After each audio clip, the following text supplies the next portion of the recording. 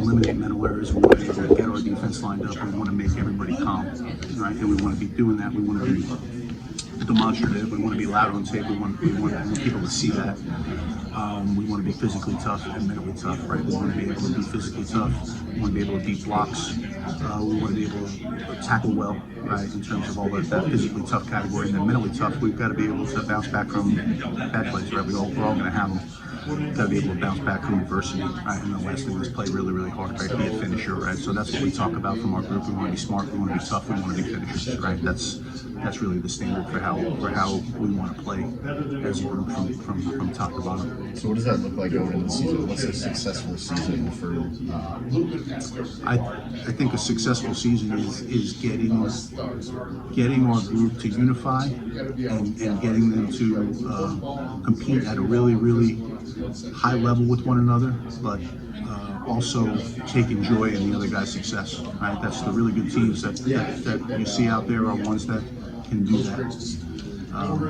They can get after it. They can get after it in the room. They know that reps are at stake when they're competing against the guys, but they can genuinely care about the guy that they're working with, right? And they understand that, if we keep pushing each other, right, iron sharpens iron, and we can really become the best version of our room. And I think you can't do that unless you got everybody pulling in the same direction, right? So I work really hard on trying to get the room to be united and be really tight and enjoy each other's successes, right? And see how good we can make the whole room, not just the top two guys or whoever perceives the top two guys. And we'll see how deep we can make our room, and let's see how good we can make everybody. How do you do that? How do you, as a coach, unite these guys? Yeah, you have to talk about it. You have to be able to put them in a situation where you kind of demand it, to be honest with you. You might be in a meeting every once in a while, and all of a sudden somebody does something to the standard, and I'm excited about it, and I'm coaching it, and I'm saying, hey, that's a great job. And if I don't hear a whole lot of chit chat from the rest of the guys in the room, I'm going to stop the film, and I'm going to say, hey, that's a great job. We all recognize it, right? Put your ego aside for a second and take a second to recognize your teammate, right? And then eventually that becomes the culture of the room, right?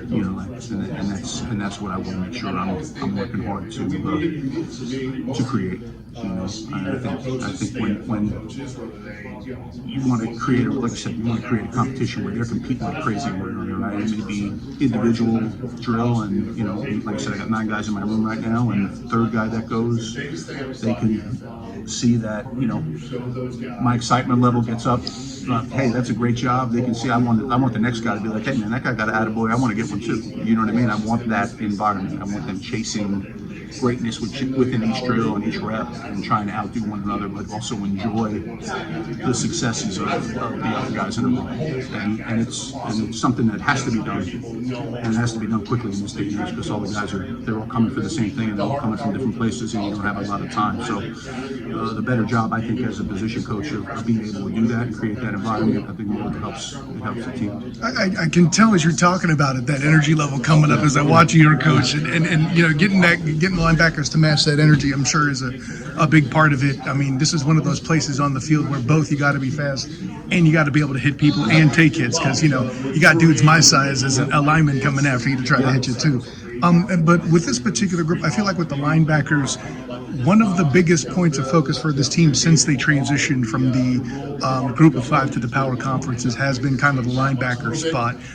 Does that offer any more challenge to you as this is the group that one could argue that needs lift compared to where it was at the past coming into the power conferences? Is that a challenge you guys are facing, or? I think overall, I think from Coach Frost on down to the guys in the personnel department, to the defensive coaches that were here prior to getting hired, Coach Grinch and Coach Doss, and those guys, I think, did a really good job, number one, of finding some really good talented players to bring in here. And to be honest with you, quite a few of them were out there.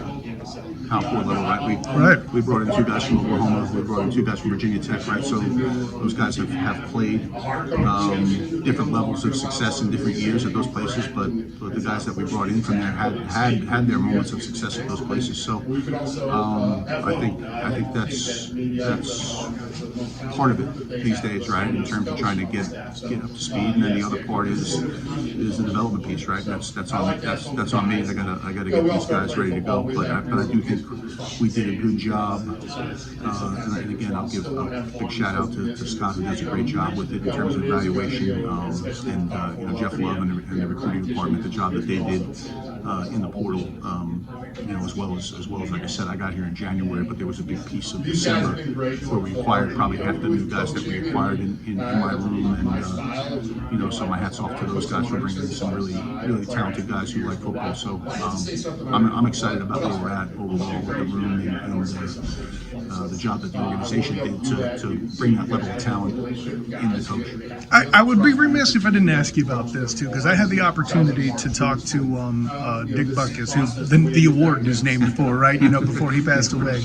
And what stood out to me when he was talking about being a linebacker was the job is to dish punishment, to deliver punishment.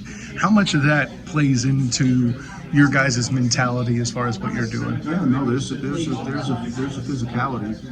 We want to be physical on every play, whether that be getting to the ball and defeating the block, or whether it be when we arrive at the ball. Yeah, there's a physicality that we want to train, and that's a standard that we want to have. We want to be tough and physical. There's no other.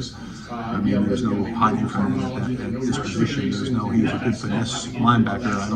I think maybe outside guys will argue with me, but those guys still got to set the edge and do those sorts of things if they're really, pass rush specialists. But in our game, there's no, in our position, there's no pass specialist. Right? You have to be adept at fitting the run, beating blocks, stuffing guys in the hole as you are, having to cover in space. So it's a unique position. I'm partial to it, but I do think on defense, I would say it's the most difficult of positions to play because of the mail and because of the variety of jobs that you have to master. Yeah, well, and as a guy my size that pulled a lot, I dealt with you guys as much as ends. So I think if you have a linebacker that sees themselves as a speed-only guy, they're in trouble, or 2, they're doing themselves a disservice to an extent, right? They're taking away the physicality out of their profile that they are doing, right? I mean, I think you can't, in this day and age, the elite guys at linebacker are the ones that make plays for themselves, right? There's going to be plenty of times where Coach Creech makes a great call, and one of my guys is going to find himself in the backfield, not being blocked, and he's going to the scariest guy, the unblocked one, right? And he's going to make the play, right? But to me, the difference makers, the ones that end up going to play on Sunday, are the ones that 4 to 5 times a game the offense has them accounted for, and they're able to beat a block and then make a play, right? To me, those are the real difference makers. So we spend a lot of time as a group, working on what we call block destruction, right? There's different avenues, and a lot of times you're going to have to use your body and use your hands. There's times within the scheme or within a certain type of run where you can use your quickness to avoid or whatever. But for the most part, you're going to have to go through people. Yeah.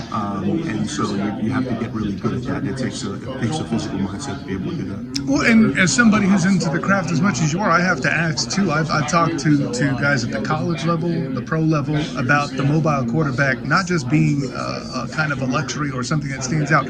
That's the norm now, right? And how do you kind of coach that into it now that we're here, where every quarterback can run, basically? Yeah, there's no doubt about it.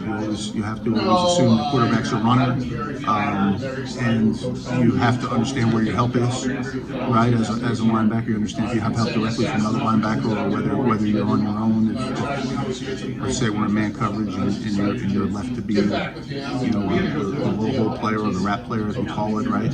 Your job at that point is QB escape. You've got the sole. If everybody else has got their back turned, there's nobody else with you, right? Whereas maybe in zone coverage, you've got the guy next to you and around you, and you understand that you have help and you have the ability to get a quarterback down to the open field. So just understanding those situations, but really you have to do a great job with your eyes on the quarterback, right? Particularly in zone coverage. You have to feel receivers, but you never want to take your eyes off the quarterback because they all runners at any point.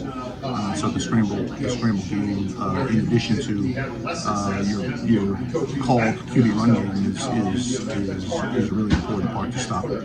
Yeah, and the reason why I bring that up is I was talking to Michael Vick about it. When I hear Michael Vick reference Trevor Lawrence as a guy who can run too, that's how you know it's ubiquitous, right? So, yeah, I think that's a big deal. It's those guys that make you pay when the coordinator has the right coverage called, and then all of a sudden those guys got to pull it down and they still get a first down. Those are the ones that give you fits. Right? you did everything right. So you have to, yeah. you hear some of the better defensive coaches, right? They talk about, okay, you win the first play, but you got to be willing to win the second play against mobile quarterbacks. Right? The second play is when he scrambles. Okay, how do we get him on the ground without him picking up the first down? Right. So a lot of times, those guys who can extend plays, they almost make you defend two plays, right? You defended the called play, and you won that. But guess what? Now you got to go defend the second play because if he decides to scramble, he's open field. You got to get him on the ground, particularly if it's third down, right? The ones that break your back are the third and long scrambles for first downs, right? Those are the ones that keep drive alive and can frustrate you. So there's a lot of those guys out there. It's definitely a different game. No amount of film, so you just got to be on your feet. You got to make the play. Coach, that was great. Thank you very much.